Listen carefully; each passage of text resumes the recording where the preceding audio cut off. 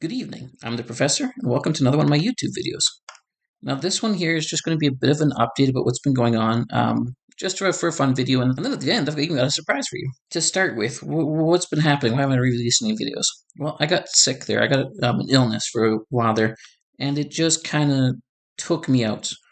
I wasn't able to do anything for the last month or so, it seems like, and no videos. I was not playing a whole lot. So I'm trying to come back. I'm trying to get back into the swing of things, and so today is just going to be a fun little video, showcase a couple of things I saw, and yeah, go with that.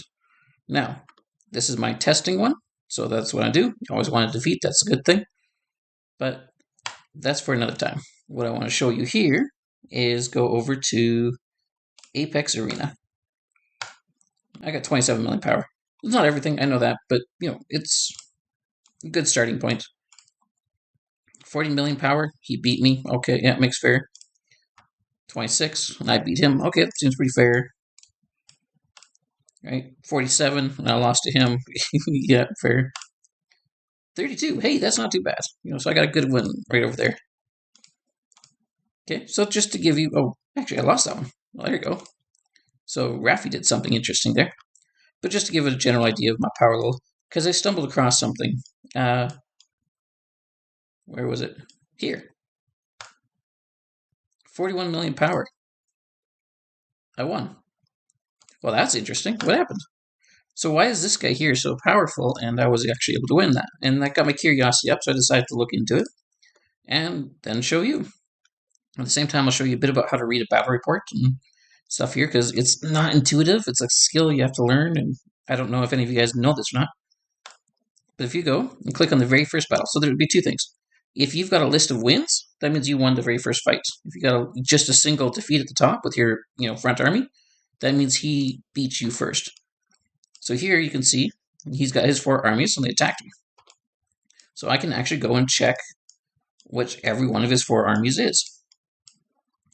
Okay. It's a really, really quick and easy way just to see what his whole army or his whole setup is.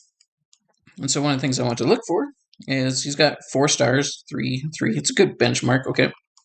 And all legendary gear. 5 stars. Oh, he's got a 5-star Lubu. So this might be something that's important to him. And then you got this one. 5-star Yodit, 4-star Trib, and 5-star Minamoto. This one apparently is one of his big ones. And finally, Leonidas, he's got not much. So Minamoto, Lubu, and possibly Mulan are his 2 main armies. What we can do then is go into comparison and start looking for things like how many skill scrolls does he have in each one of these. He's got a couple, so that's nice. This is not his maxed out one, so it's probably not. You can try to look and, oh yeah, he's got low equipment here, right? So this is actually probably his 3rd army is what this one is. Not high value for him at any rate. But if you go over to his Lubu army, oops. Okay, 2 stars, 1 star. So he's got a couple of stars, spattered in and out here, but not a whole lot. He's only got the 1 ring, so that's not significant. He's got better equipment, but not his highest. Okay, so this would be his 2nd most powerful army, most likely. So that's a very quick way you can check that. Finally, here's this army. Now, she's got 5, almost 5 and 5, so that's pretty good. She's got a lot of stars in here, like with 4s and stuff like that. And, oops, so she's got a couple of rings here, but they're not level 10, so that's a key thing. And it's got level 50s and level 60 equipment. This is something I noticed is a problem. That right there is definitely got my curiosity going. So first thing I was able to tell is where his army is. And you can do that thing by looking at the very first one. Then the next one you can do is go look at the very last one. And here you can see what the thing that finally broke down to. So I had 23 and he had 0. So I won, but it was close. Now 94 and 109. So we actually were here. That's pretty decent. Question remains though, was this a 2v1? Now there is no fight here. See, he only had 1, but I only had 1 here. I have to go up and look at the one just previous to that. So he was fighting Lubu. Okay, but you see this one right here, that's the key one. Because then it's just some tick damage, and here we go. So she fought him and whatnot. And this one here is only going to be a short one. So this is like, what, 1 second, 2 seconds? 1 second? It's because her commander skill went off. So this one doesn't count. But then you go down to here, and this one, 17 seconds. This tells me that my army was attacking Yodit in a 2v1 for about 17 seconds. So I actually won my other fights until it came to the point of, like this one here. This one lasted 17 seconds before it died. So that meant that when my final report down here comes, this one here was 17 seconds of a 2v1 and then switched over. So that's about half the battle. So that would mean that her Yodit would have less kills on me because she was focusing something else for the first bit.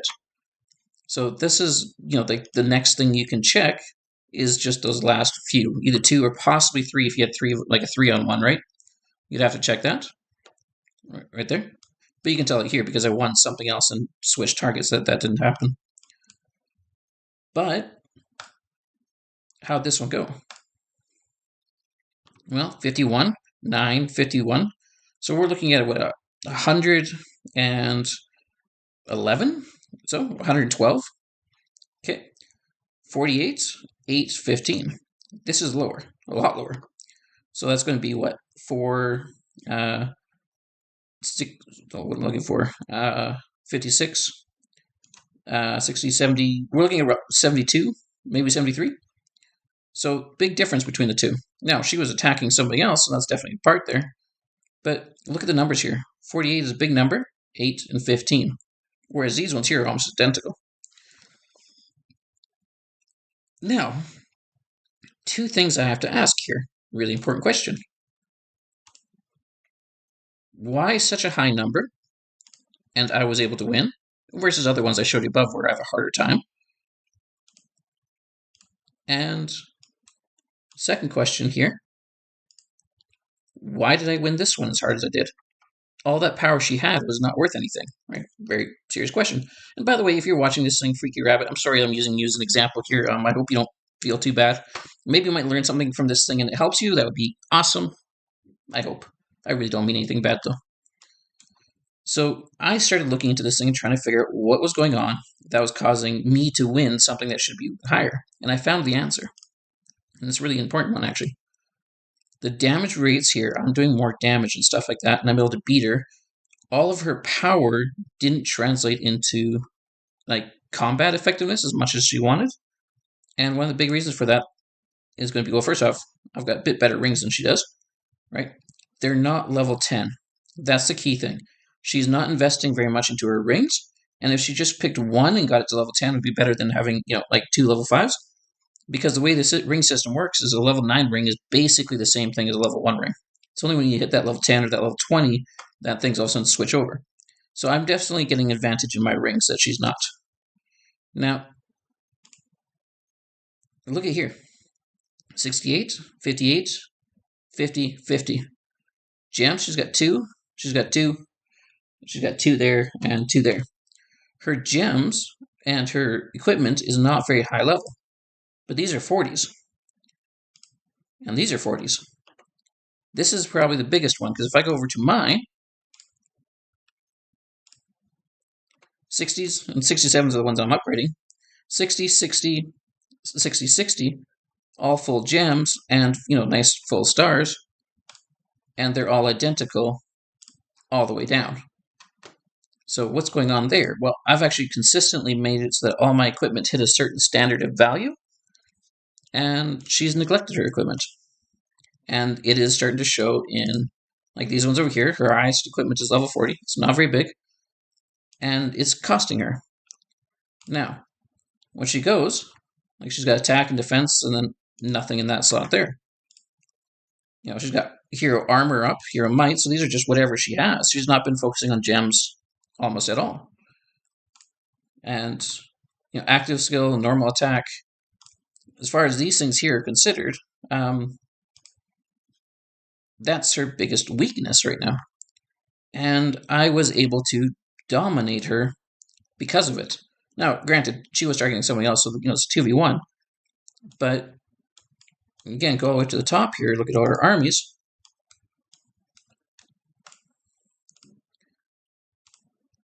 Level 10s. Okay, that's the one that she doesn't matter much for. This is, I think, her second strongest army. 45s. So they're not even level 60s yet. And she's got some stars in them, which is good. But level 25 and 26. So what she's looking at here is someone who have not invested in equipment the way that they're supposed to. And we saw him. And then, of course, this one here is one of her, least ones. It's got, yeah, that makes sense. Now, I'll show you what mine look like. First off, these guys here is my pure tank, and, they've got none. Just straight up none, because it wasn't worth anything. You've got this one here. Okay, level 20, I've got my stuff over here, and for the most part, it's all there. I've got no skill scrolls in any of this. But, I've got all of my gems here. And I've got all level 60 equipment. I went and made sure I had 2 full sets of level 60 equipment. This is the biggest singular difference between me and her. There are other stuff that we have, like the fact that she's got her main army is this Yodit Maimoto, which is the same one as mine and stuff like that. She's got her Lubu army. I've got my Sun Tzu as her secondary one. I have 2 sets of equipment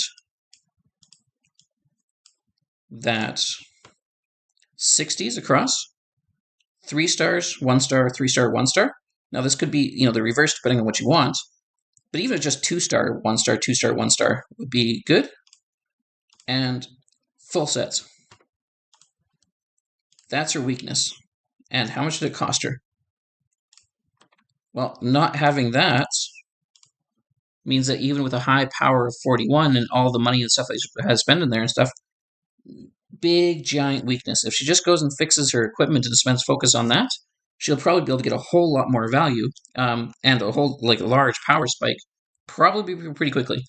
It's probably going to be more valuable than anything else she can spend because she can get so much power for a cheap price early on with the equipment before it starts getting into the really expensive stuff. But yeah, because of this, I was able to eke out a win. Now, that was with Freaky Rabbit, right? He's got 40. Kermani's another one, and he's only got 36. But Kermani, when I go and look at his reports, so go check the first one. Okay, he doesn't have his full army here, all these stars. He's got this one, which has, even less stars in there. Here we go. Big major army for his Hannibal, and a Lubu army that's, somewhere about there. As far as stars go, I've got him beat. No question about that. But we go over here and let's look at his equipment. 60s. And he's actually got the 2-1-2-1 for there. 60s. He's got 2-1-2-1. 60s. 2-1-2-1. So he's got that thing. This one is a little less than mine because I've got a few more stars in there. But he actually has his proper setup of, full level 60, 2-1-2-1. Now let's look at his second army. See what he's got for there. So it's going to be his Miyamoto. And you look at his equipment again. 60s across. He's working on 2-1-2-1. 60s across. Working on 2-1-2-1. Okay, he's got less investment here than I do, but it's not a liability or weakness to him. And he's got 2 armies that have that, and his other's got just, filler or whatever it is. But 2 armies of proper equipment at their proper level is turning into this. So that's really, really cool for him. he's one of my hardest guys to beat. Like, oh man, I try. He's the man to beat, and he's really really strong despite that. So that's really good on his part. Equipment made the difference. Just wasn't quite there. So I thought, let's have some fun and challenge some guys. Now, Gone Warrior. He's got just these two here. Or Guts, sorry, I'm looking at. Let's go have a shot at him, see what happens. So I'm going to crush into him, and I'm going to crush into him next. And then probably him and work our way around. So we're going to take out his T7s first and leave his T6s for last. That's going to be in my favor because once I take out his main damage, his other ones are going to just do nothing. So he goes and he beat mine first. His Maimoto took longer to die. They're now attacking my Sun Tzu and the other one, whereas Maimoto is the last one alive. And now all he's got left is two T6s, and they can't actually hold up to that. So that would be victory there. So, Mighty Ace, I know I can't beat him. Big Cheese, I can beat him. So, we got this one here. We're going to crash in. I'm going to hit him, beat him, and then I'll crumble over to him, then up. So, I'm going to go around in a circle. He's going to crash into him, take out him, then him at roughly the same time, and hit me at the end. This is going to save his Mulan and my Maimoto for the last two.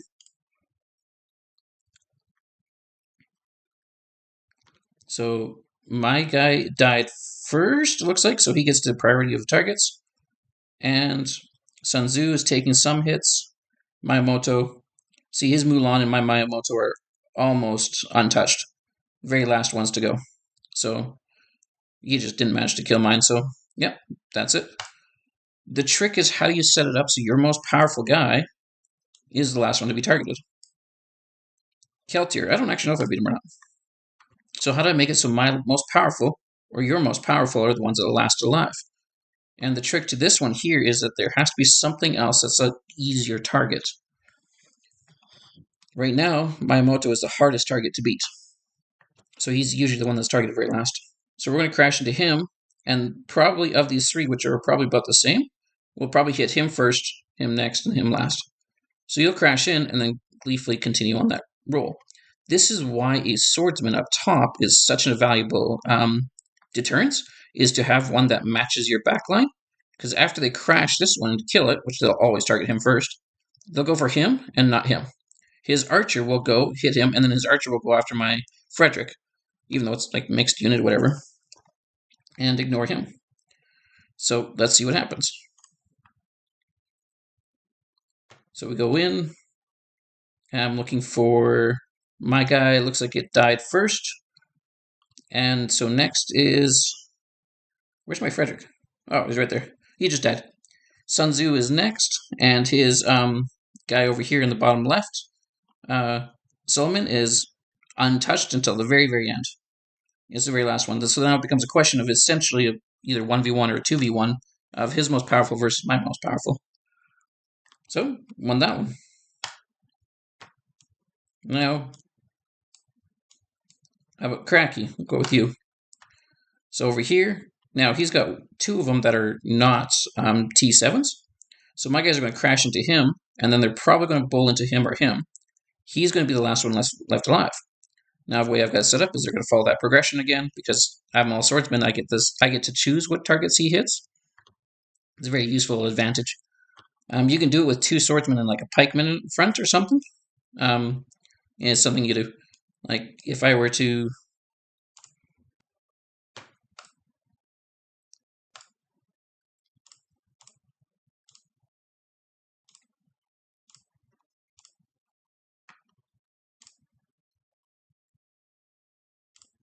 And where's the other one?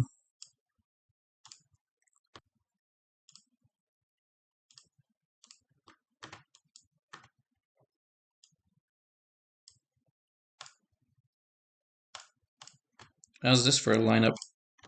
Swordsman with Frederick, Sejong, and Bushra. I have 40% troop bonus. It's pretty bad. But it works. It does what I need it to. Now it can be top or bottom, doesn't matter, but if I were to go and set up, so I've got 2 swordsmen, we'll say this guy here is a pikeman. And yeah, let's just pretend.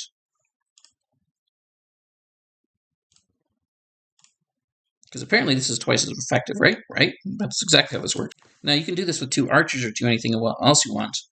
But where you have 2 of the same one, the same type, they will hit him first and then choose a priority of the weakest target or the most easy one to win, including counter bonuses. So they're going to go, if they're, say, a pikeman, they're going to go for him. But if they're an archers, of these 2, he's the easier target. So they'll go and actually hit him first. That leaves my Miyamoto safe to go and do whatever he wants. So they can crash in like that order there. He gets an extra life as he goes and takes all the brunt of the damage, and he gets to go kill stuff. So that's what he can do. Now, this one over here is a horseman, right? So like his own cavalry will probably go for one of those 2, whatever. He doesn't do very much. If he's powerful, great. But a double matching support, and they could both be archers or something, right? I'm not going to switch them, but you could have 2 archers in the back. Is one way you could do it, or 2 cavalry, or just 2 matching types is the key one. So I want to set. So there's my front one. The most durable thing I've got in the front. My dummy up top. My 2 armies on the side. So now I'm going to challenge Casey Cracky. Let's see what happens. His will, like everything will travel this way. Now, because I switched them to these 2, it'll probably hit either of these equally. We'll see which one he goes for. So, very first thing, mine survived longer than his front line, because his was only 2-6. So I get priority on who my targets are, he doesn't. So I'm going to go, and it looks like there I'm killing him.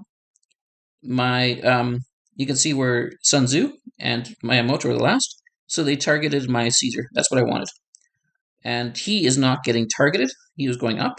So he gets to go the entire battle and slaughter everything. It's really, really nice. So I won that one. So let's go here. Now, I doubt I could beat him. Yeah, why not? Let's give it a shot, see what happens. Challenge. So we're going to go through. Mine, Frederick, is dying first by quite a lot over his Miyamoto. So he gets priority. My Miyamoto is mostly untouched, but now it's a 3v1 at the bottom. Yeah. So it's taken me forever just to grind through his much more powerful units. I didn't last at all. But my Miyamoto was the last one. But my Miyamoto was the last one to be fought. So this guy, I don't know how to pronounce him. Let's give him a shot. So he's got 2 cavalry. Now the problem here is he's got 1 cavalry in the front, who's going to be always targeted no matter what. So this strategy of my double doesn't work for him because the first one's going to die regardless. You need the 2 in the back the same. So if he went and took Miyamoto and switched it with his Sid, then he could have the bodyguard double. Now, if I were to just take a guess, 1-1-2, 1-1-2, 1-1-2, 1-2-4, his Lu Bu is the most powerful one he has. So we're going to crash into him. We're going to take him out, probably go for Lu Bu, and finally off Mulan, if I win. So it's always a first question of, who survives first. And I beat his front line because it's a Sid. It's really, really squishy. So that means I get priority over everyone I want.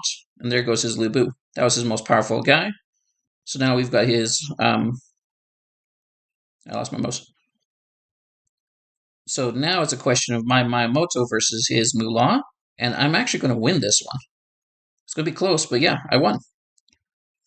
So I just straight up beat Mulan 1v1, even though he had more numbers than I did. Okay, you know what? There's one last one. Let's hit Caiaphas. You see what I'm getting at, though, there by the priority of the targets you can control and stuff? By using these 2 ones here that are the same, I can control which the dummy ones it hits. It's a very, very valuable tactic for people to use, especially if you make your second one very, very durable. So I'm going to crash into his. I doubt I'll beat him, but hey, maybe. I might beat his first round. We'll see. But he'll crash into me. He has 2 cavalry units, which he's got the double cavalry unit set up here, right? We'll go and they'll pick someone else. They'll probably go this way, but it'll go so fast you can barely see. So there, I slowed it down. So he goes, he's beat my first one. Now they're all targeting my Caesar. You can see who he just popped. Sun Tzu. Ooh, I didn't know he could do it. Just popped. And my Moto is about to pop. I didn't even get his first one. So I almost took. I got about 2/3 the way through his first army before I got my lovely defeat.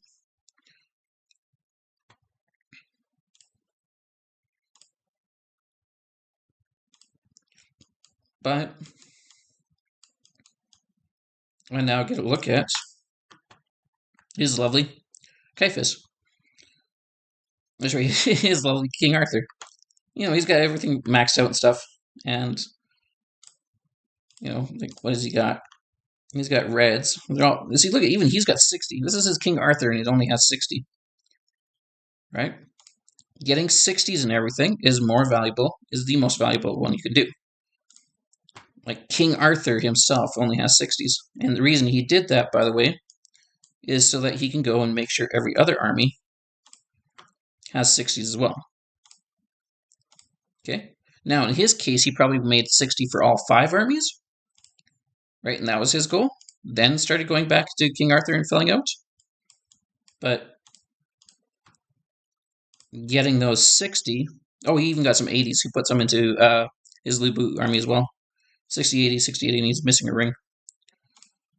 All right, 60, 80. Oh, 60, 60s. Okay? Key thing there. So, yeah.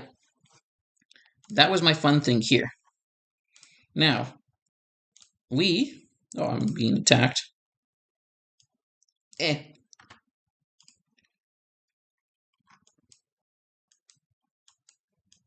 So I took out quite a few guys. Oh. Come on. So, yeah, took out quite a few of them. But we're looking at like Darius' army and stuff like this, so these guys don't even count. But I wanted to show you a second one here. Because you see... Nope. I went and did a 1v1 with Catwood. And who is he? Okay, he's got quite a lot more. Turns out, Catwood, in the game here, is number 1. So I'm down to number 44. He's gotten so much higher and stuff like that. So I went and did a 1v1 of my swordsman versus his swordsman. But I went and we did a 1v1, and I recorded that, so I can go show you that. That's my one at the end. So here I go. And I'm about to do a 1v1 with this Hawkid guy. For context, my Zemper, he's their number 1 guy up top. I'm 87, I'm climbing, but he's pretty high up there. He's the strongest guy. So we're going to clash swords and see what happens.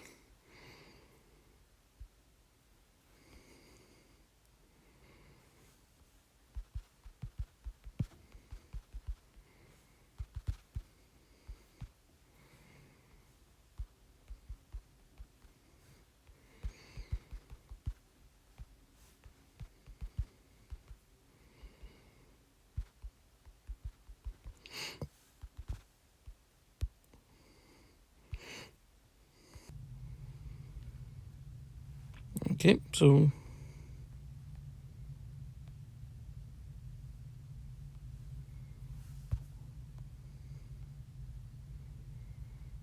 there we go. Now here's a fight. Off the start, everything goes. So because we hit one at the same time, we should fire commander skills at the same time. I'm definitely losing slightly, but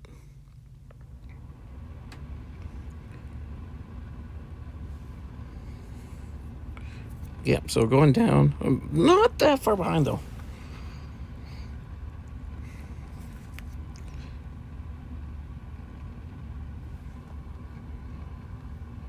Okay, still recording.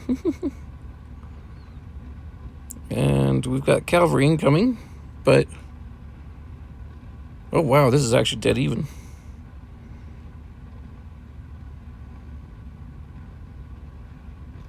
Oh, come on. Just a little bit faster.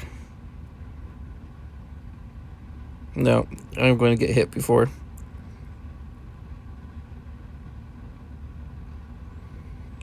I was actually winning that. Now, despite the clickbaity intro, I can't show you which is better between the two of Yodit and Constantine off of just a single battle report. But I can definitely show you what happened here. Now, we went and we basically fought to a tie. Right, he had some remaining, but I got attacked to the very end.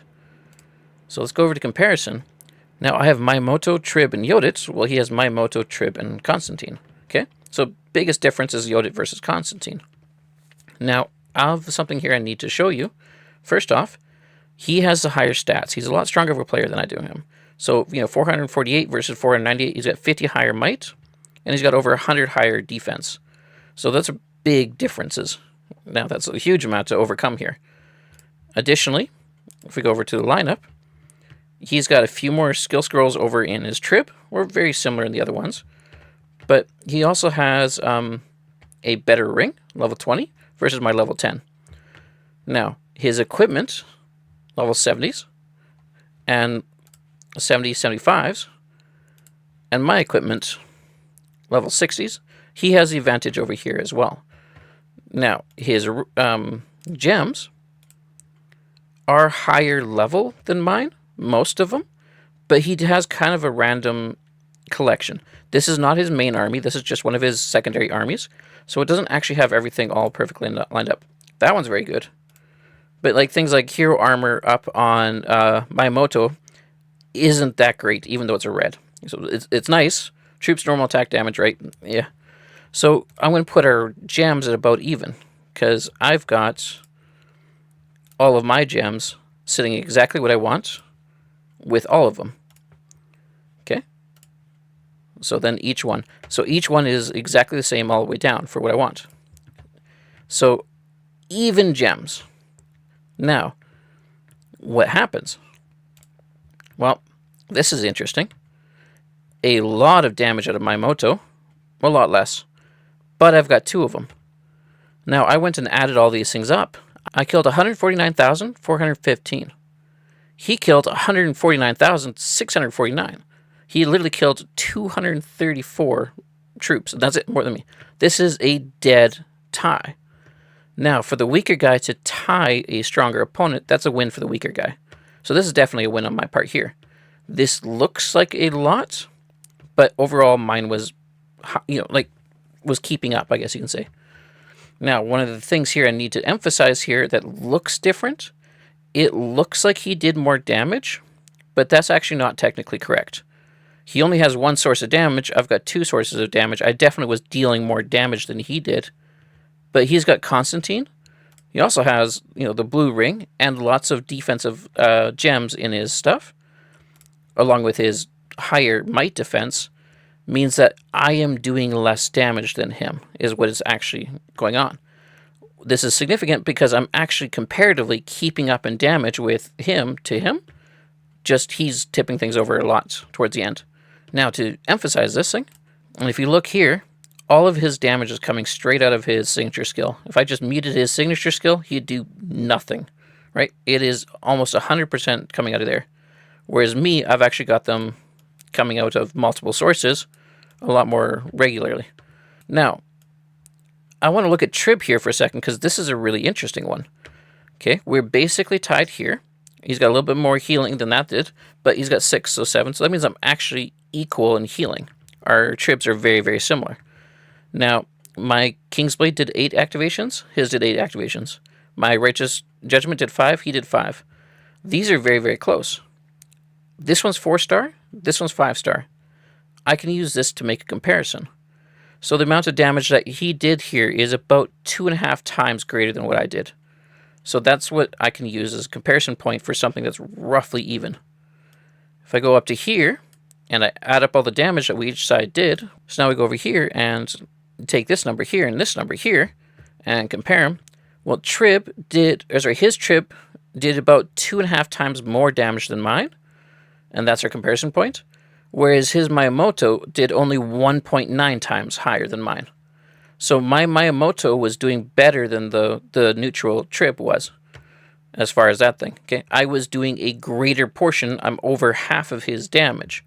That means that this is actually doing a better than baseline difference. That's good on my part. That means that a lot of things that I'm doing is actually making a difference here. So that is really nice. Now, now that you've watched all the way right to the end, I want to show you a bonus one here, something interesting that you guys can do and stuff to take home from here. This is actually a pretty interesting point. Okay, he went and put Lofty Mountain on his trib. I put it on Yodit. He put his Skyward Knight on his Constantine. I put it on my trib. Where should it go? Where should these ones here go? A really important question. Now, I want to show you that this one scales with strategy. It has a strategy bonus. So your commander's damage will get higher based on your strategy.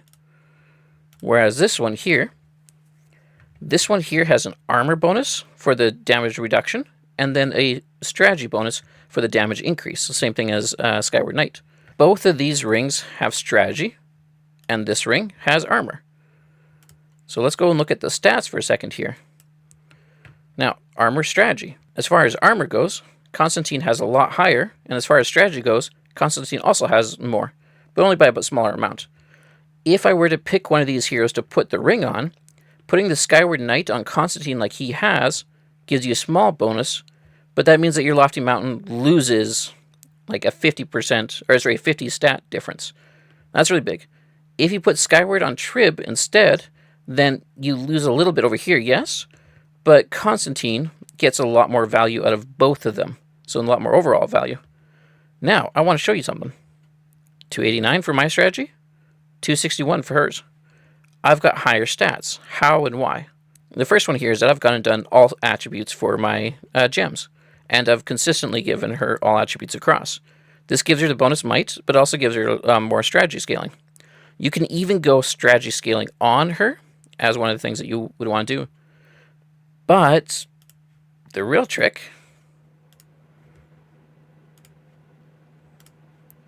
go into your talents. Inside of your talents, every time a strategy one pops up, I took it. So there's one over here. So I took the might ones as well, but I went and took strategy. And so everyone here. This gives me an extra 21 points of strategy. And that's quite a lot. Coupled with all stats gems instead of might gems, and the extra strategy from your talents means that my ring gets that much more powerful. The same could be said about his Constantine, because he can go and he's got might scaling, armor scaling, and strategy scaling. So go to your talents and take all three of those things. Maximum out. You get plus 20 to each of them. Then take the all stats gems, like he went and took armor. And that's not going to be doing a whole lot. If you took all stats for all of these ones, and like this one here, he can get that much more stats to all three of his scalings. The end result is not a massive increase, but you're definitely going to get incremental improvement by boosting the stats of these ones right here for your rings. Now, I can't tell you, Yodit versus Constantine, which one is better, but I can tell you what I would do. I would rather go Miyamoto, Constantine, Yodit. I would skip Trib altogether. Instead of replacing Yodit with Constantine, I'd replace Trib with Constantine. And the reason for that should be obvious when I show you here. Okay? Yodit's pulling her weight. She is way too valuable of a hero to be taken out of the lineup.